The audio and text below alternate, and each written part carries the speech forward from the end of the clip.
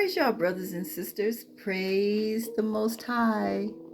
So worthy is the King. Oh my, the great one, the Creator, the all-knowing one. So worthy of all praise, honor, and esteem. May we learn how to praise Him adequately.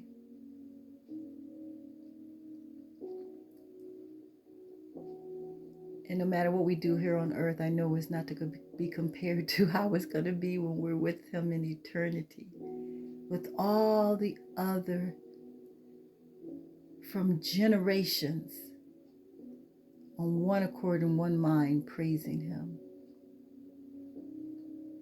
honoring Him, and revering Him. It's good to be before you again, to share with you something else, and I hope that it will change your life a little bit, hopefully in a big way. So let's get started. Today we're going to talk about these three words. These are the English words, of course, and we're going to visit the Hebrew words. And I know that there's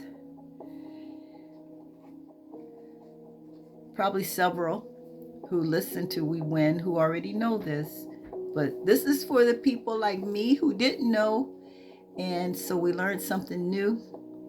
And if anyone has anything else to add, please feel free to do so in the comments so we can learn from you. So we have these words as you see them. And the question of the day is, do they mean the same thing? Do they mean the same thing?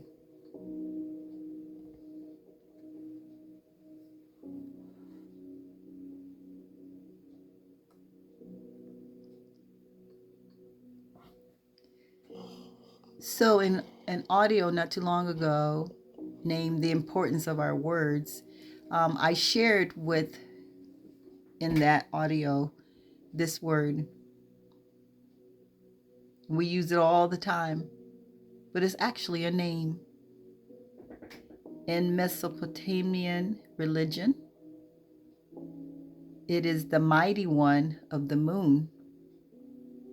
This name is also the father of the sun mighty one in Shamash or Sumerian Utu.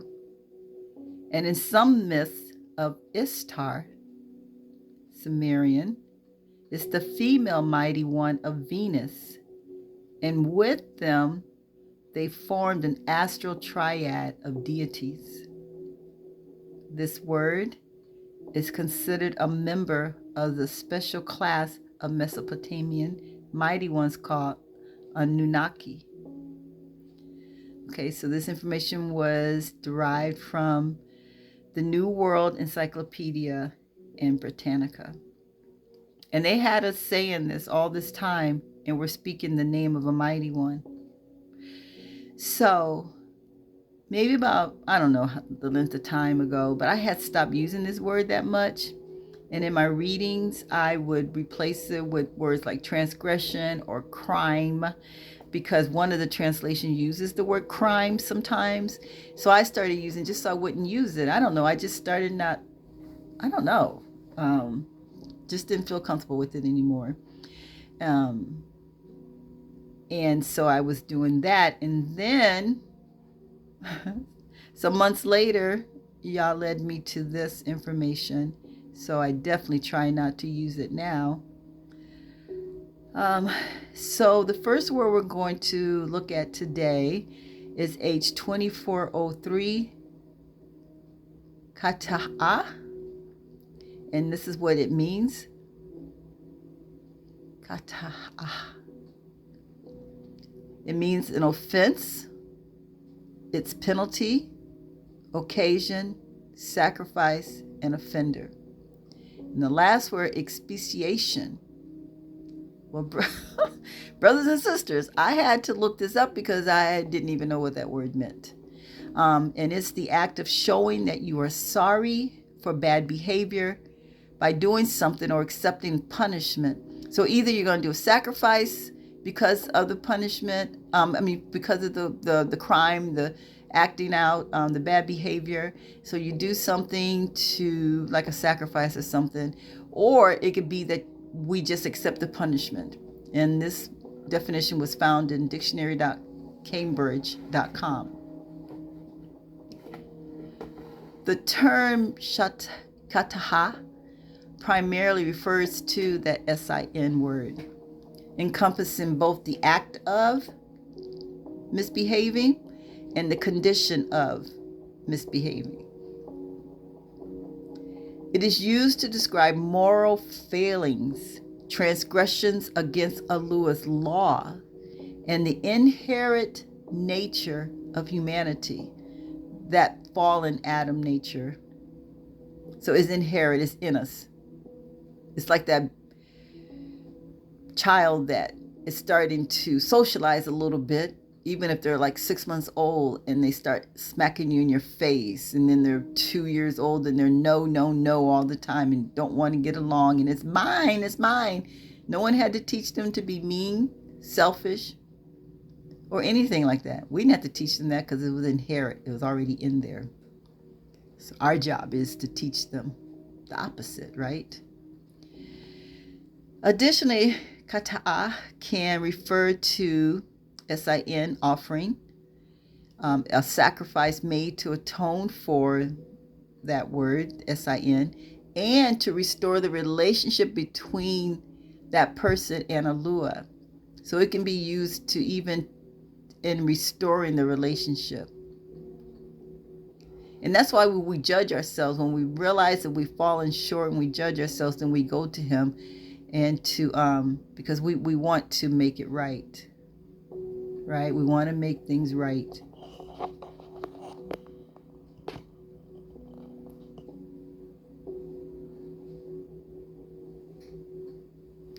In ancient Hebrew culture, sin was understood as a breach of a covenant relationship with Yahuah that needed atonement and reconciliation. And that's why the sacrificial system was set up and outlined in the Torah, to provide a means for Hebrews to address their sin through offerings, including the sin offering.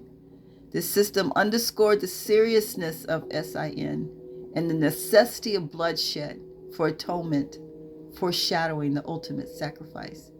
So that's our first word.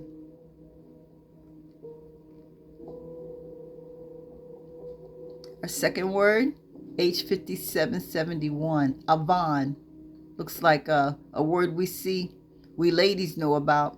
They call it Avon, but Avon. And it is, the definition is iniquity and guilt and punishment and sin. The Hebrew word Avon primarily refers to iniquity and sin, emphasizing the moral distortion and perversion of Yahuah's laws. It often conveys the idea of guilt and the consequences that arises from sinful actions. Avon can also imply the punishment or judgment that results from iniquity. It is used to describe both individual and collective sin, highlighting the inherent corruption and deviation from righteousness.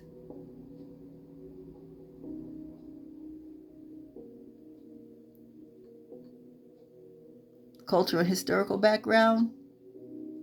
In ancient Hebrew culture, the concept of Avon was deeply tied to the covenant relationships between Yahuah and his people. The Hebrews comprehended the iniquity was not just a personal failing, but a breach of the covenant affecting the entire community. That's why often they would stone people, like, get this thing out of our community. Get this evil out of our community. Don't give it time to breed and breed other people and convince other people that it's okay. Get rid of it. The sacrificial system, as outlined in the Torah, provided a means for atonement and restoration of the relationship with Yahuah. The prophets frequently called the people to repentance, warning of the consequences of Avon and urging a return to covenant faithfulness.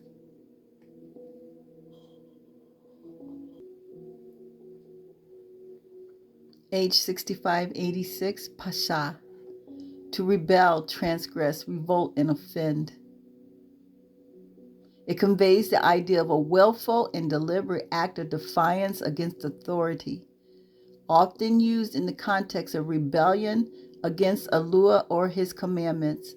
The term implies a conscious decision to break away from a covenant or established order, highlighting the gravity of the offense.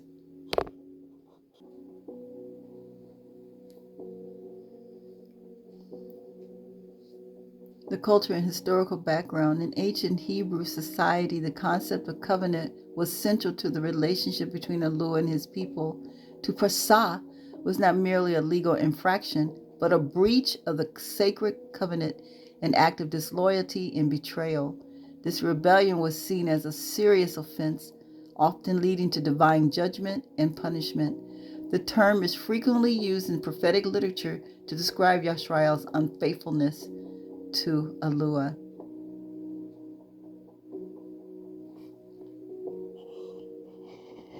Let's read an account in 1 Samuel.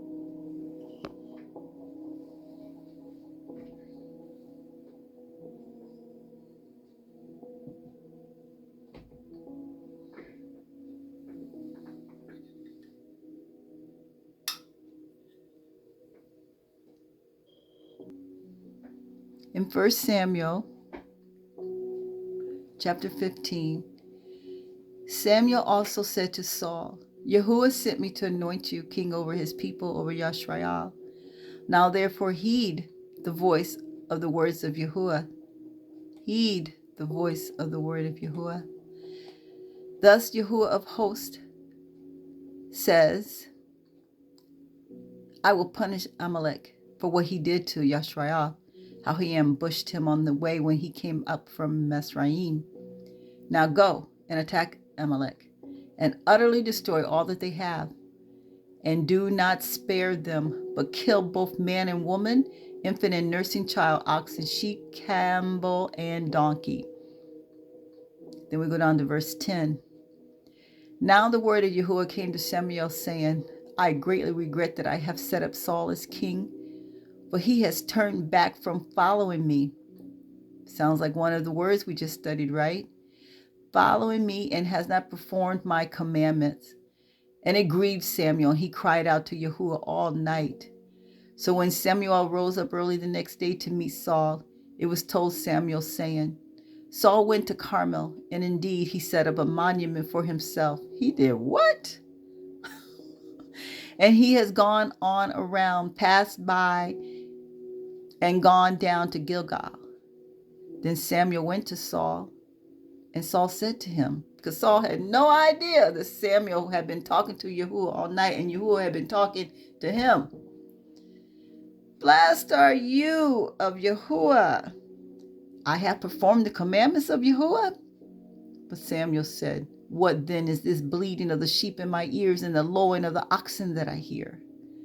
And Saul said, they have brought them from the Amalekites, for the people spared the best of the sheep and the oxen to sacrifice to Yahuah your Yahuah, and the rest we have utterly destroyed. Then Samuel said to Saul, be quiet, and I will tell you what Yahuah said to me last night. And Saul says to him, speak. Like, I don't have nothing to fear. Go ahead. What did he say? So Samuel said, when you were little in your own eyes, were you not head of the tribes of Yashara'el? And did not Yahuah anoint you king over Yashara'el? Now Yahuah sent you on a mission and said, go and utterly destroy those guilty of Chatta'ah, the Amalekites, and fight against them until they are consumed. Why then did you not obey the voice of Yahuah? Now, did he say up here when he first gave the command, he said, now therefore heed the voice of the words of Yahuah. Now, verse 19, why then did you not obey the voice of Yahuah? Why did you swoop down on the spoil and do evil in the sight of Yahuah? And Saul said to Samuel, But I have obeyed the voice of Yahuah and gone on the mission that Yahuah sent me and brought back Agag, king of Amalek. And I have utterly destroyed the Amalekites. Now, okay, pause. Why does he think he did what Yahuah said? He did not say bring back that king.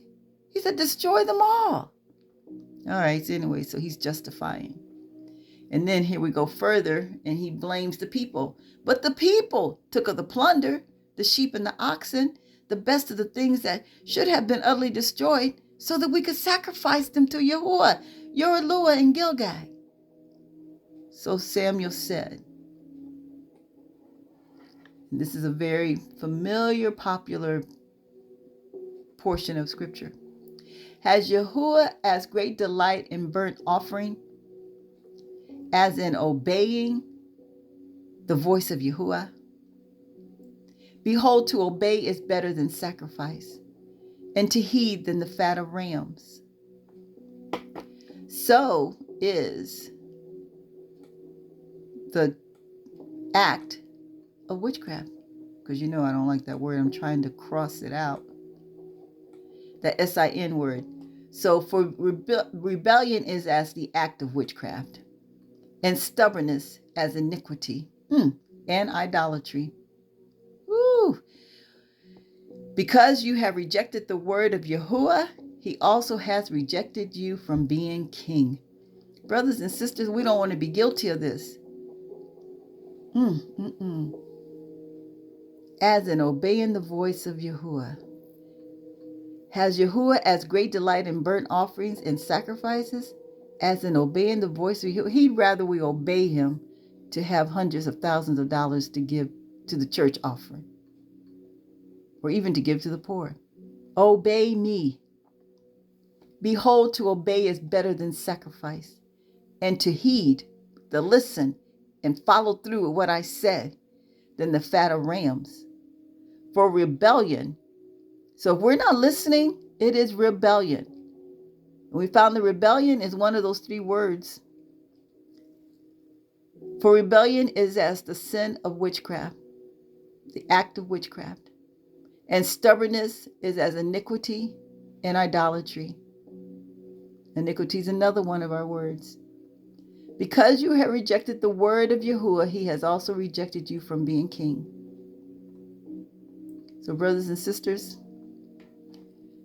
when we think about our walk and how we do things, we have to consider, are we falling in one of those categories? Avon, Pesah, or Chatta'ah. Philippians 2 verse 12 in the King James Version says, work out your own salvation with fear and trembling. In this Amplified Classic Version, it says, listen to how they amplified work out your own salvation. Work out, then in parentheses, cultivate, carry out to the goal. What is our goal? Our goal is to please him, right? To do his will. So carry out to the goal and fully complete your own salvation with reverence and awe and trembling. Self-distrust. Don't trust yourself. Don't lean not unto your own understanding, Solomon wrote. With serious caution and tenderness of conscience, watchfulness at the temptation. So temptation comes in so many forms. It's not always the big sins that we, things we're talking about with women, or falling short with a man or a woman, or stealing. It could be so many other things can come under the temptation category. So be watchful against temptation. Timidly shrinking from whatever might offend Yahuah and whatever might discredit his name. Verse 13, for it is Yahuah who works in you both to will and to do of his good pleasure. Do all things without murmurings and disputings, that you may be blameless and harmless, the sons of Yahuah without rebuke. In the midst, I apologize, y'all couldn't see that. In the midst of a crooked and perverse nation among whom you shine. So let me come up here since you couldn't see it before. Right here, work out, cultivate, carry out to the goal, and fully complete your own salvation with reverence and awe and trembling, self-distrust, don't trust yourself, and with serious caution, tender conscience, watchfulness against temptation, timidly shrinking from whatever might offend Yahuah and discredit his name. Help us, Father, to walk softly before you and to consider everything we do. How do we offend you, or how do we please you? For it is Yahuah who works in you both to will and to do of his good pleasure. Do all things without murmurings and disputings, that you may be blameless and harmless, the sons of Yahuah, without rebuke in the midst of a crooked and perverse nation, among whom you shine as lights in the world. Work out your own salvation with fear and trembling. Tehillim 15. Yahuah, who shall abide in your tabernacle, or who shall dwell in your Kodesh mountain? And Yahuah answers with this: He that walks uprightly and works righteousness and speaks the truth in his heart. He that backbites not with his tongue, nor does evil to his neighbors, nor takes up a reproach against his neighbor, in whose eyes a vile person is contemned, but he honors them that fears Yahuah. He that swears to his own hurt and changes not. See, he'll even tell on himself. He'll tell on himself. He's not going to lie like our brother King Saul did. He's not going to point fingers at other people, make excuses for himself, and justify why.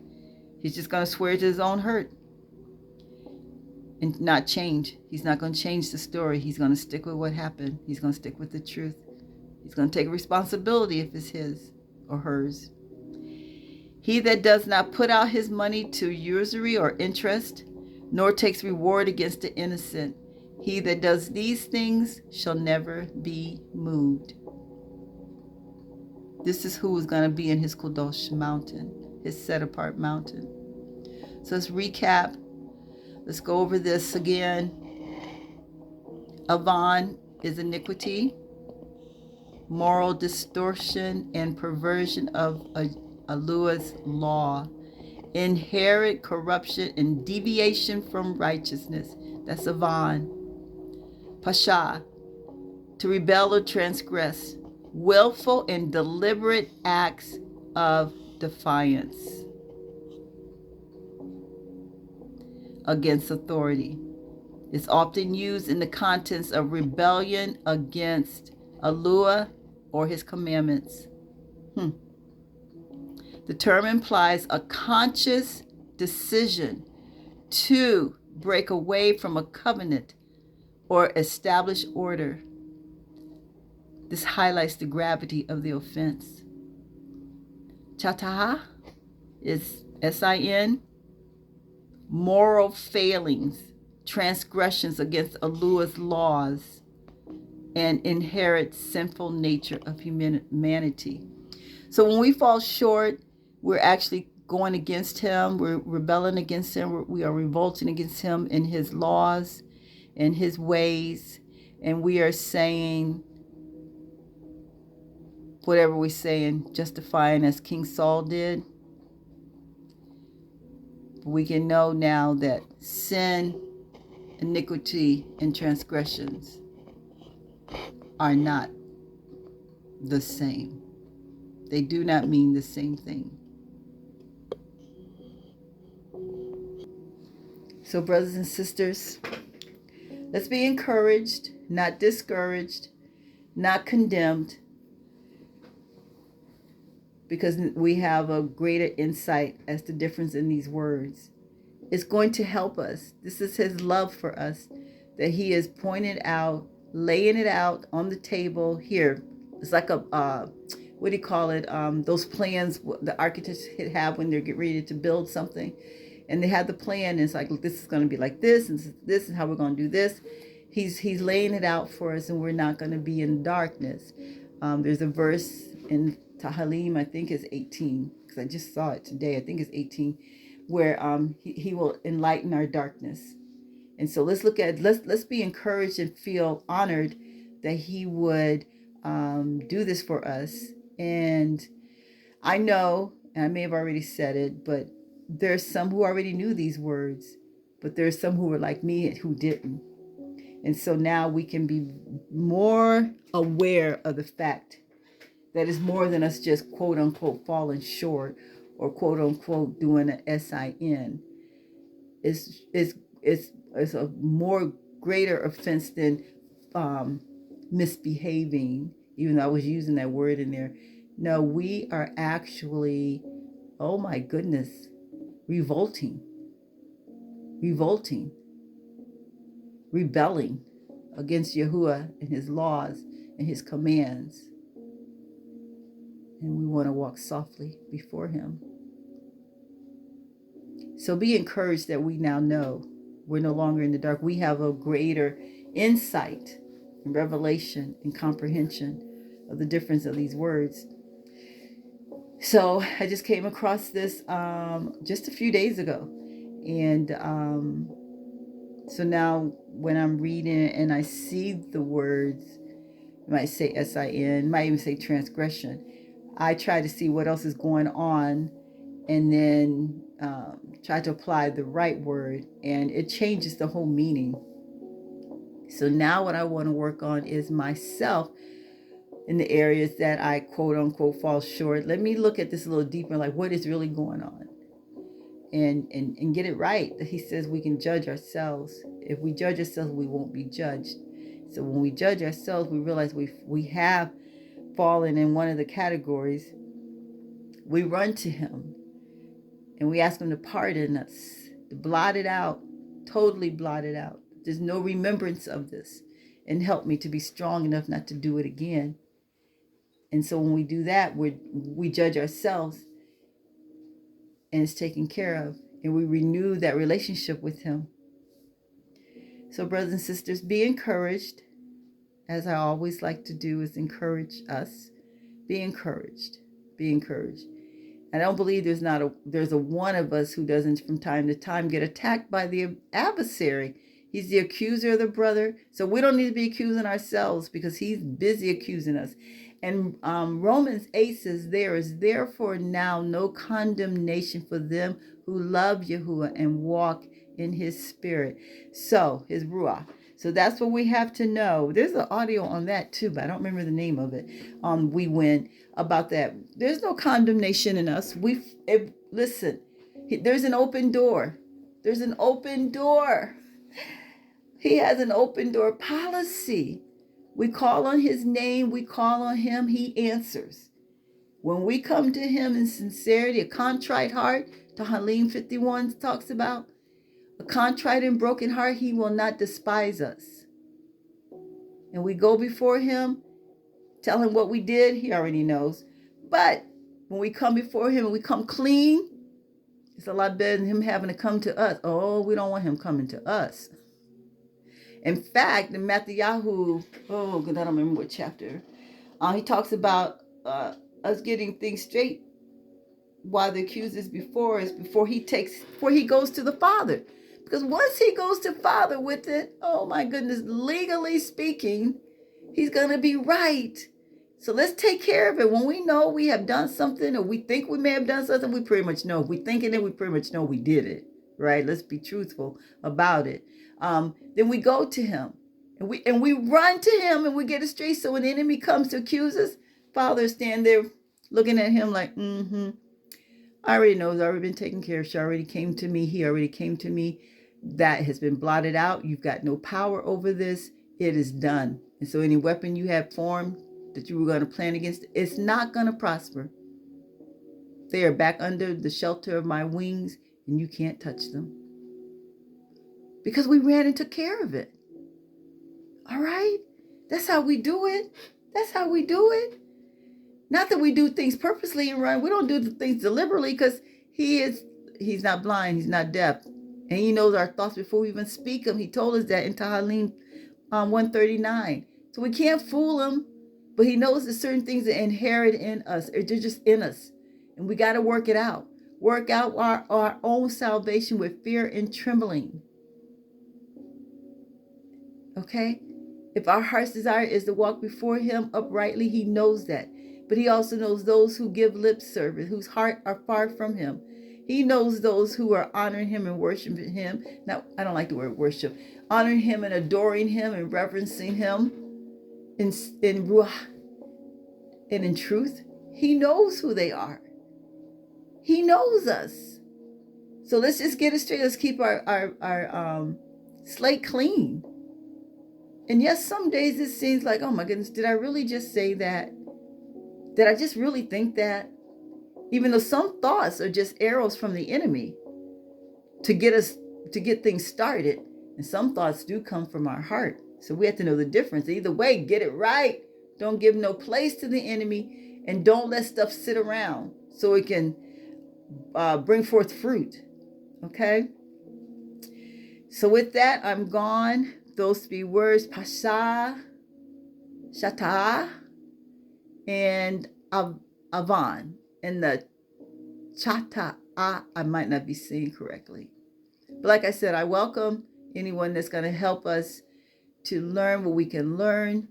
As long as we're a community of true learners and sincere teachers, we're going to make it. We're going to make it. So brothers and sisters, be encouraged. Stay in the state of courage. And know we win in Yah no matter what comes and goes. Yah has made a way of deliverance for us. And he always does. He always does. Isn't it nice to know that he is smiling on us? That out of the millions of people who are disregarding him, there are a few who do regard him, who do give heed to his word and want to please him. So until next time, brothers and sisters, remember you're not alone. There's some others just like you. In Tehillim 119, there's 3 verses, and I don't remember them all completely, but one of them he says, they're all along the same line. It's about, I don't know if I can find it real quick, but how when we see each other, which we don't get to see each other, but some people get to see other people. But it says, when something about when I see those who revere you, I rejoice, or something like that. And I just, every time I read that, I'm like, I really like that. That when we see others who love Yahuah, we rejoice. We have a warmth in our heart. Well, I'm looking, but I don't see it. But this print is so small. But if I ever find it again, which I will, I'll share it with you. I'll share it with you. But there's 3 of them on Tehillim 119, where he talks about when he sees others like him and how he honors them. So until next time, brothers and sisters, stay encouraged, and we will talk soon.